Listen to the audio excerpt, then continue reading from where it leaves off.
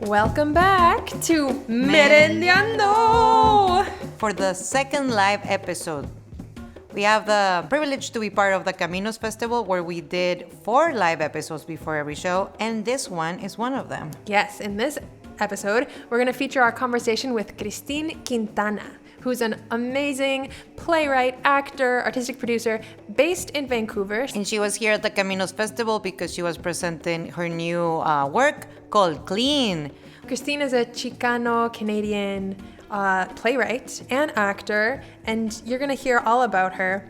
But in our conversation, we talked about being crunchy lingual, which is one of my new favorite words, about Christine's desire to expand the canon of Latin Canadian plays. And her mission right now is to make more interesting roles for women and Latinx people. So it's super cool that we got to chat with her.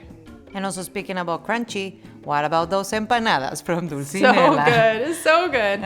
We have to make sure to shout out Dulcinella because they gave us snacks every conversation for us and our guests, and they're so delicious. A family-owned Venezuelan bakery. If you ever need a delicious cake or a delicious Venezuelan pastry, you gotta just call these people up. They will hook you up. And while eating these snacks, we were like, I need a little bit of beverage, and we had amazing beer from McCausland Beer. So thank you to both of them for supporting the live episodes and making them even sweeter. So why don't you all just sit back, relax, grab your own snack, and listen in on our awesome conversation with Christine Quintana. We have a really great guest with us tonight, the one and only Christine Quintana. I think that's the first time I've ever been introduced with my last name said the way it's supposed to be said. Really? Yeah. Oh. Yay. That's awesome. Christine is many things. Tonight, she is really just highlighted as a playwright because your play, Clean, is getting a reading tonight at the festival. So that's really wonderful. But Christine's also an actor and a dramaturg and a artistic producer and just a And your beautiful bio is community beautiful. Thank you. Yeah, I was like, wow, okay. Many things. It's many things you do. So, yes, welcome to the Caminos Festival. Have you been to the Caminos Festival before? I feel I like have. Well, I went to Rutas yes, last with year. Broken Tailbone. Okay. I was apprenticing on that production, so I was here for that, and that was very exciting. Like that experience of coming here and seeing like a very like Latinx BIPOC crowd for theater, and what it was like for Carmen to have the show there and to be. We were working on it at the time, and to have that response was so. Exciting and unique, and that's why I wanted New World Theatre to bring our part of Clean here to get that response from this audience because it's such a singular experience. Like, yeah. Real. Oh, cool. Yeah, because Caminos, is produced by Aluna and Native Earth, and Aluna definitely calls in the Latinx Toronto community, and Native Earth brings in their beautiful community too. So yeah, you're totally right. It's singular, and we've been talking a lot about like polycultural art making and like theater experiences, and this is definitely a place where that happens. Absolutely. So now your work is here. Clean. You wanna? So tonight, tell us about your show, Clean. Tell us more. Yeah, so the show came out of a couple of impulses. I'm always looking for opportunities to make work for women. That's kind of one of my number one agendas, which means as a playwright with the platforms that I have right now, which is writing roles for women in shows that I think might get produced, and putting female leadership through directing, design, translation, dramaturgy. So that's always kind of my not secret agenda. But this came out of, so 2 years ago, I visited, my dad and my aunt worked at a timeshare all-inclusive resort in Cancun. And I went to visit them for the first time. And it was such a wild experience. I stayed at the resort, and I've never been to anything like that before. Like you've never been to a resort before? No, of course, like, why would I? Yeah. But I went, and totally. it's such a freaky experience in so many ways, and I felt so split. And like the guests, there were, Canadians and Americans, and there were rich Mexicans, and then there's the people working there, and just the strata of everything, and feeling myself be so confused about where I fit in, and going and then taking a rental car and driving like just 20 minutes away into the jungle and meeting people who are actually living and working in that area, and just how divided it is. And then, of course, being a mixed race person, that I'm Mexican American on my dad's side and like a white British settler Canadian on my mom's side, and always feeling the pull between those two things and the complications. And so I wanted to write a play for two women that kind of explored those two halves, which meant always writing just outside my own experience with both of them, and to kind of mess with any assumption that you have about either character. As soon as you see them, you think, well, I know what that is. Yeah. That's a Mexican maid, I get that, and that's like a basic rich white girl, like I know what that is. And the whole point of the play being like, you don't know anything about anyone until you really know them. Wow. Yeah.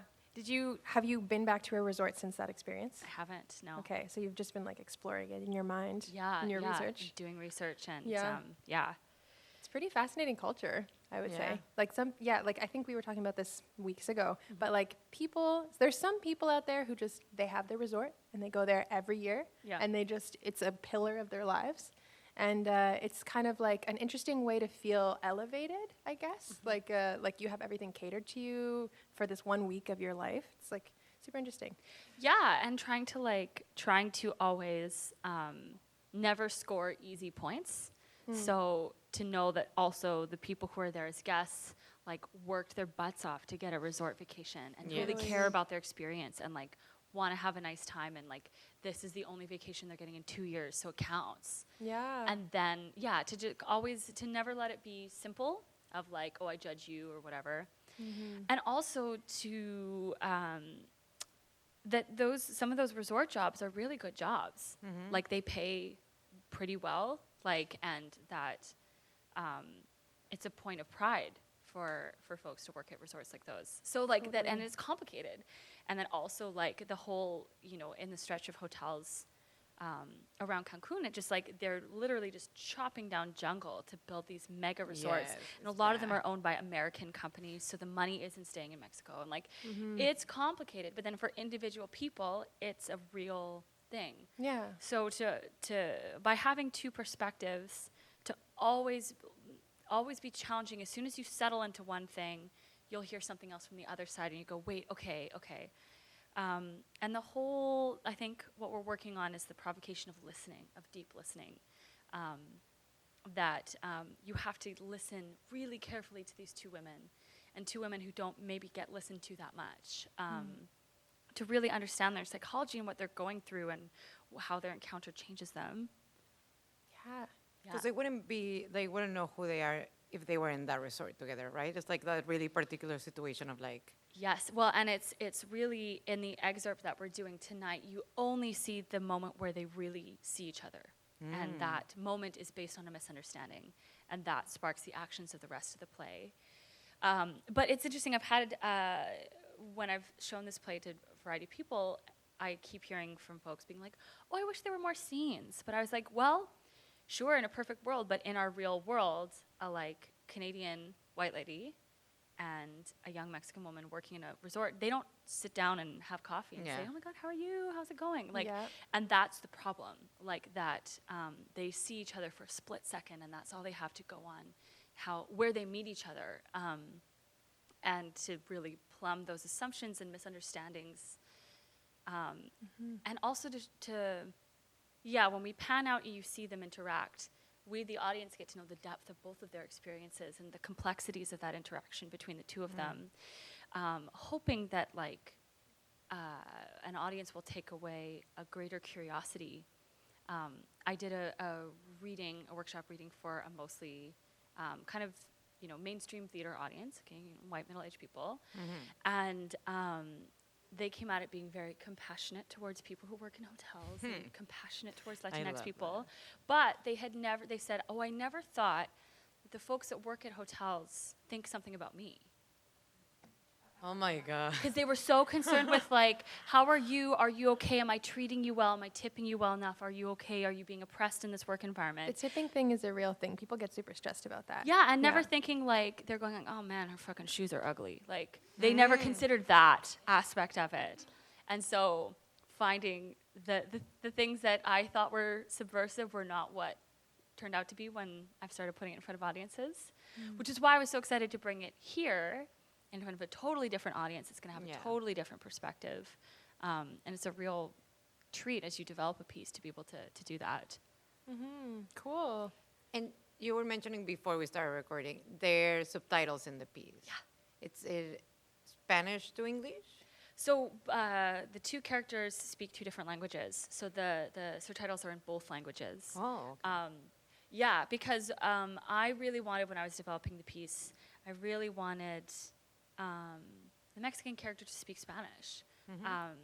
And I knew that in terms of putting it in front of a non-Spanish-speaking audience, that it would complicate the access point, and that's actually a challenge that the play is presenting to the audience. Like, do the work, look at her face, read the thing, like, engage, and, like, if you want to access her, then you have to work harder than you do with Sarah, the Canadian character.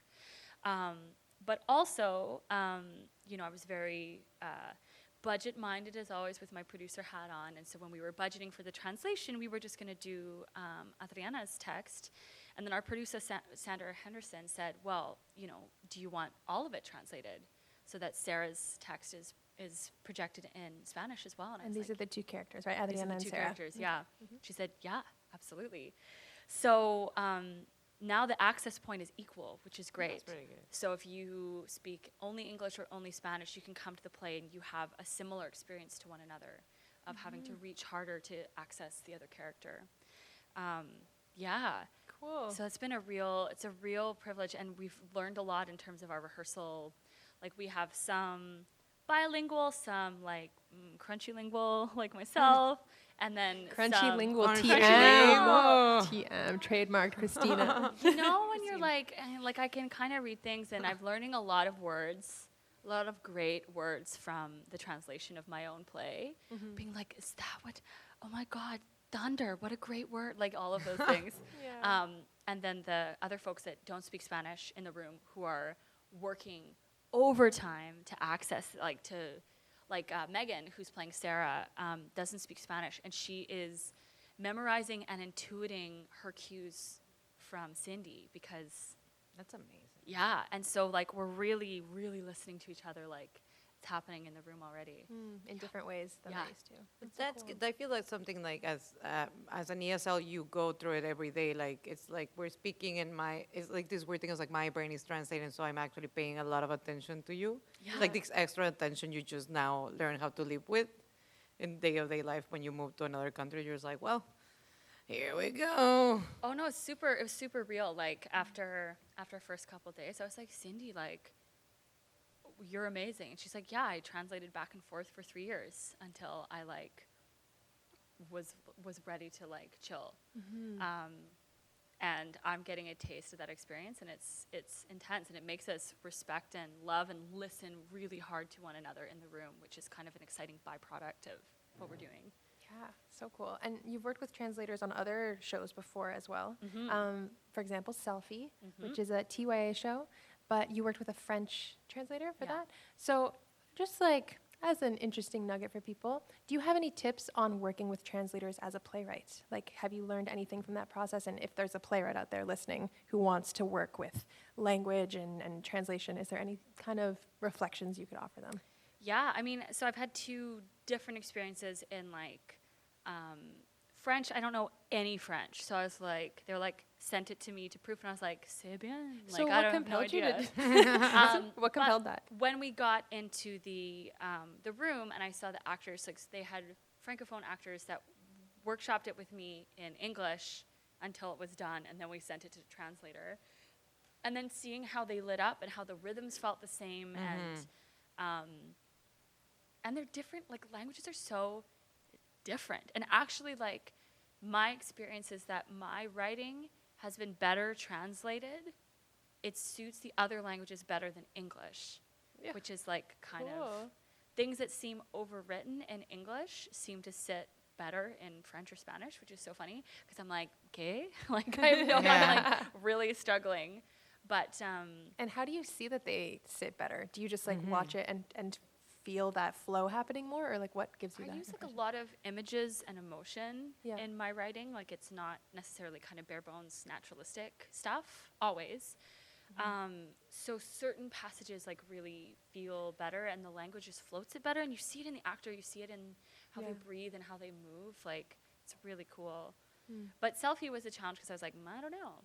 But in terms of like tips, is like really, you then have to go take a close look at your script, and your translator will ask you, like, when she says what, is she saying like, what? Like, what do you mean by that? Or is she saying, what? Oh my God, what just happened? And you have to be able to pull those things.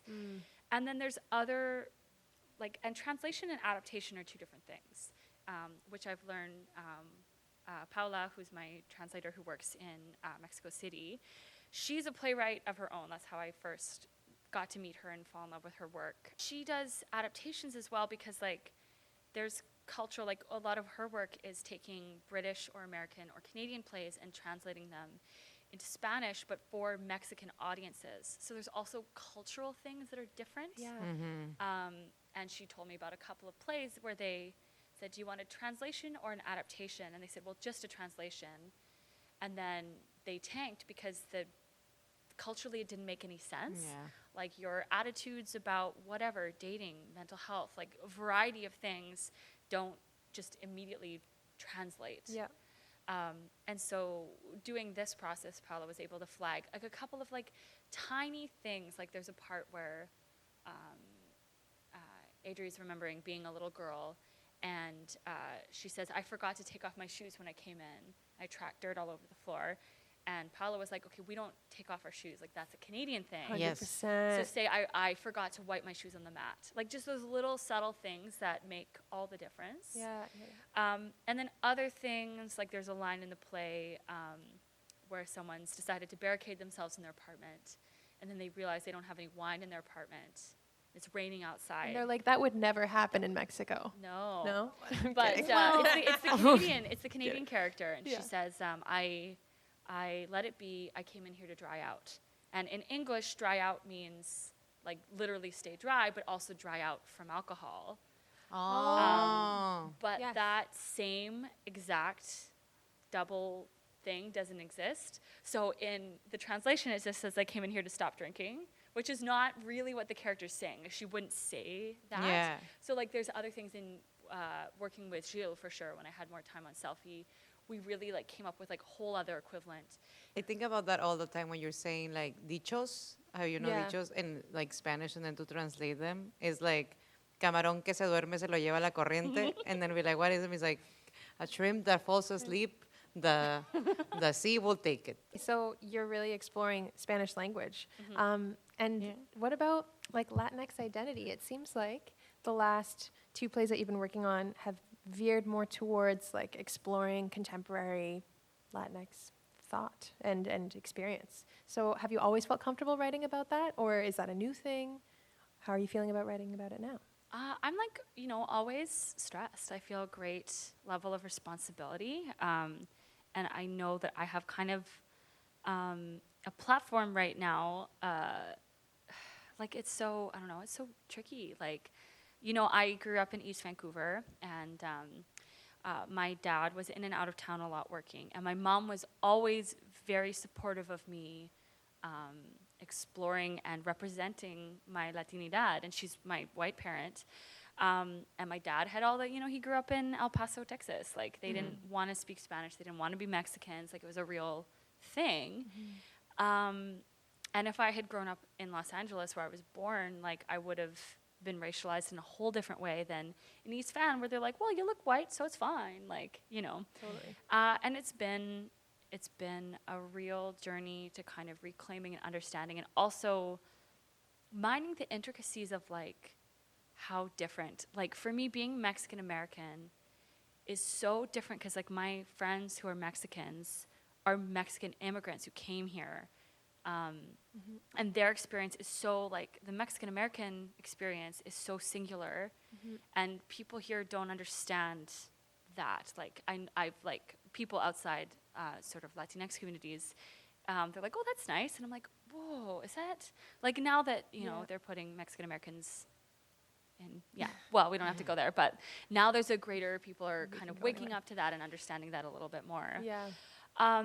but also as I learn more and learn about the complexities of like Chicano, mestizo, indigenous cultures and like how different they are and how like the idea of sort of Latinidad identity is such a myth and that there's so much actually has taken the pressure off of me to feel like even though like when I work in white institutions as their Latinx person, I'm representing Latinidad in that moment. I feel like I'm slowly getting my shit together to say, well, this is me as a second generation Mexican American person living in Canada, or with Clean to say, here's two completely opposite versions of who I might have been, both of whom I don't fully understand, one of whom I live a lot closer lifestyle to. And I'm always, nervous. I'm always scared. I think tonight, like, there's a good chance someone will see the show that we put on and come up to me and say, I don't like what you're doing. And I'm going to listen to that. And that's what I came here to hear and to absorb, because while we're underrepresented, the burden of representation on Latinx artists is really heavy. And I know where I stand, and I don't intend to speak for anybody but myself or to amplify my experience beyond what it actually is, which means listening to community and like really being responsive to that. And that's really important to me. That's so brave. Yeah. That was very eloquent and a lot. I know. Congrats on that. That was amazing. Yeah.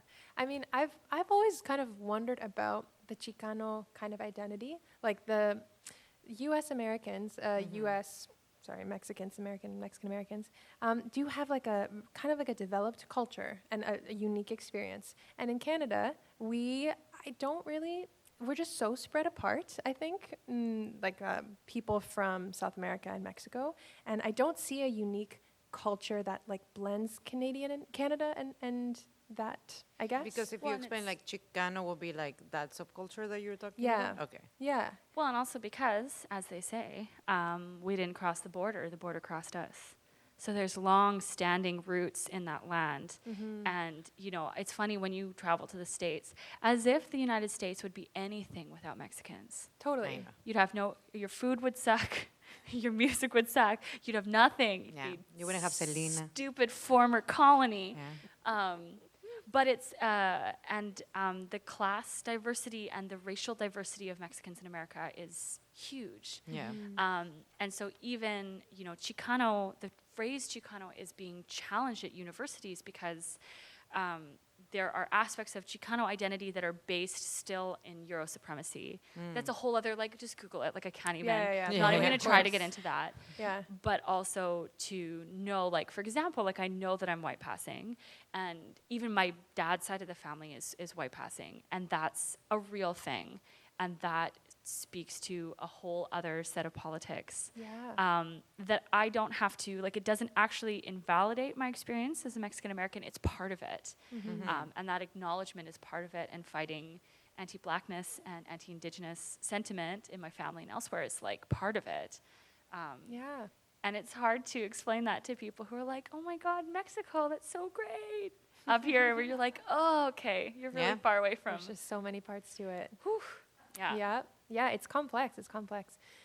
So part of that kind of thought and that experience maybe has informed the creation of Caltech in Vancouver. So Caltech stands for Canadian Latinx Theater Artists Coalition. So it's a collective of Latinx artists based in Vancouver, if I'm right. Yes, but we're looking to be national. Yeah, totally. Yes. You want to speak a little bit about it, how it came to be? Yeah, so a couple years ago, there was a production in Vancouver of The Motherfucker with a Hat. And the casting announcement came out, and most of the Latinx characters were played by non-Latinx people. And some folks from our community made some calls and said, hey, do you want some names? Do you want to have Latinx people? And blah, blah, blah. Long story short, the production went forward, I think, with only one Latinx performer. And so we came together for the first time. I think the first meeting started with Pedro Chomali, Alexander Lanfiesta, and Carmen Aguirre, icon. our queen. And then more of us kind of came together out of the woodwork. And I, at that time, was like, am I allowed? I'm only half. I don't speak Spanish. And they were like, yeah, get in. Come on. Yeah. Let's go. And put out an open letter saying, hey, next time, ask someone. See some Latinx artists. We're here. We exist.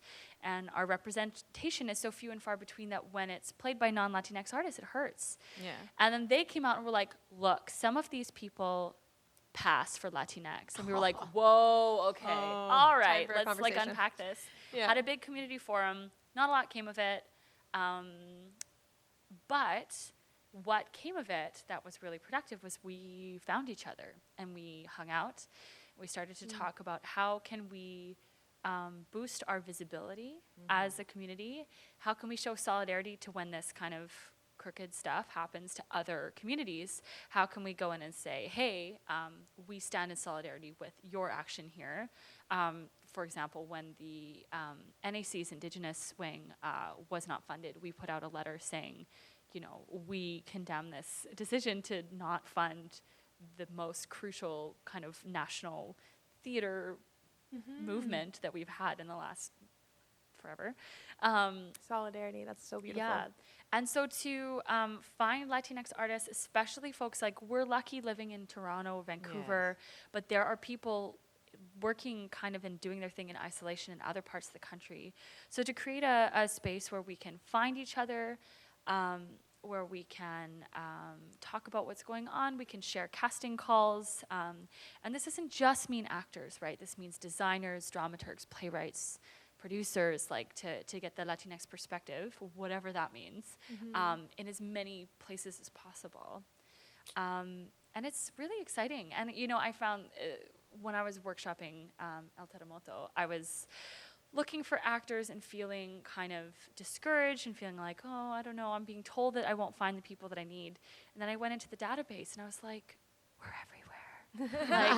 And there were people in my own city that I hadn't met yet who are doing film or who are looking to break into professional theater and haven't had the opportunity yet. Amazing. I'm like, oh, we're here. So that's kind of what CalTAC is looking to do. So cool. So the database, just to clarify a little bit, there is like a database online on the Caltech website that you can put yourself into, slot yourself in, and join this beautiful list of growing people. So if you haven't done that and you identify as a Latinx theater artist, hit it up. Anyone can apply. Yep, you just Okay. a Google form, you put yourself in, and we're kind of looking for a critical mass before we launch. So Yeah. tell So your get friends. on it. Yeah, Yeah. We will. Cool. How do you wear so many hats? I want to know, like, when do you know, it's like, I want to do a play now as an actor. I want to just write a play right now. You do so many things that I'm like, how do you choose your own stream of, like, this is what I feel now? Oh my God, I'm very tired. Yeah, it was a wild year. Like this last year, I was lucky enough to do 4 shows back to back as an actor, and then I had to immediately start working on another play that had a reading in June. And so I think a lot of it is like letting myself be fed in either direction, like getting to be in shows and be in front of audiences helped me as a playwright kind of consider what do audiences like, what do they need, what do they want, what do they want to see? Like, you know, I find audiences are bored so often because we bore them. So what surprises, what do they want? And being there every night with audiences and not just like opening night when it's reviewers and all your friends and all the people who want to get hired by the company that's doing the show. But the people who come and like spend their hard-earned money to come out to the theater, they choose that on a Wednesday. To take that in and let that be part of what inspires. Then when I go back to playwriting and take that there.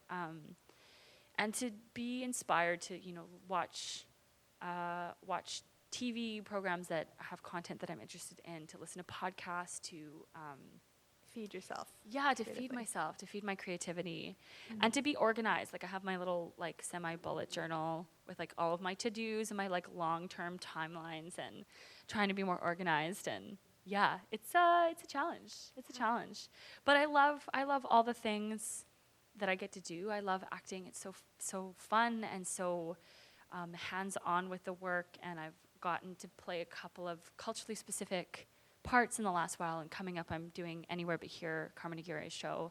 That's going to be like a real moment for Vancouver and for like a large-scale Latinx production to get to be part of that is huge.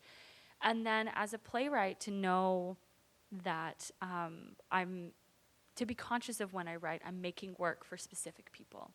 And so like with Clean, I knew that I wanted to make a like big, satisfying, complicated role for a Spanish-speaking actor. Like that's what I wanted to do. And so whenever I get tired, I think of that, and that gives me the hustle to just like keep going, to think of like it's not just about me, it's about the community, and like where am I putting my effort that's going to make a difference, and that's going to continue the energy continuing out. Yeah, that's awesome. And one of the things I'm struck by you is that you really do consider the audience in your shows. And I've heard you talk about that before too. Like lots of playwrights that I know have these really compelling ideas and just want to dissect them, but you really do think about the experience of the audience. And I always wondered, does that have anything to do with musical theater as a thing? Because I feel like musical theater is really aimed at like the entertainment factor, and it's something that you have been passionate about. Mm-hmm. So I'm wondering, how does musical theater influence your playwriting? I don't think there's anything to be ashamed of being populist. Like, you would hope that you're making work that people are going to like. Mm-hmm. And they might like it and be challenged by it, or they might like it and be offended or uncomfortable or whatever, but there's nothing wrong with, like, putting an audience's experience first. There's nothing I want to hear less from artists, to be honest, than, the work speaks for itself. I'm like, that's not true. Like, that's never been true. You don't just get to wash your hands of it and walk away, because the conditions in which you make work say something, the people that you engage, and the moment, the literal moment, the year, the month, the conversations that are happening globally and in your community. Like, so there's no just like, oh, yes, well, it is what it is, and my like, art. Don't write me letters about it. Yeah. I feel for myself, what influences that is that I worked in box offices for 4 years in Vancouver and sold thousands of theater tickets. And people come to the theater for all kinds of reasons. Like, it's expensive. People need childcare. They need parking. They need transportation. Yep. It's an investment. Like, people don't just come for fun or because they're just like anonymous bougie people. Everyone comes for a reason. Could be senior citizens that want to get out of their house and be with other people. There's a lot of young people who come to works because they're curious about people whose experiences are different than their own. There are people who come because it's a date night, or they're taking their grandkid out, or whatever. Like, it's very important. Nobody just like flippantly comes to the theater. Mm-hmm. So you should never flippantly say, well, here, take this, and it speaks for itself. Like, I don't buy that. Mm-hmm. And it sometimes makes my life a lot harder when I'm like, oh my God, if I had to sit down with each person in the audience and tell you why I made this play, talk to you about your experience and how it intersects with my work and how you feel about it. If I had to talk to every single person here, how would I back up what I'm doing? Oh man, then you get away with a lot less shit. Well, but tonight you can talk to her about Clean. Come up to me, find me. So we're going to close up right now. Thank you so much for being with us. Oh my God, thank you for having me. Thank you again to Dulcinella. Amazing food. Delicious. Thank you so much for being with us tonight. Thank you so much, Christine. Thank you. Thank you so much.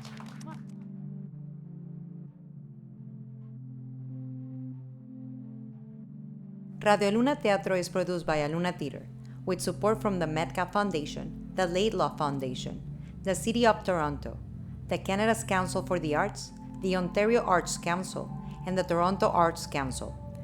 Aluna Theater is Beatriz Pizano and Trevor Schwellnus, with Sue Balint and Gia Nahmens. Radio Aluna Theater is produced by Camila Diaz-Varela and Monica Garrido. For more about Aluna Theater, visit us at alunatheater.ca.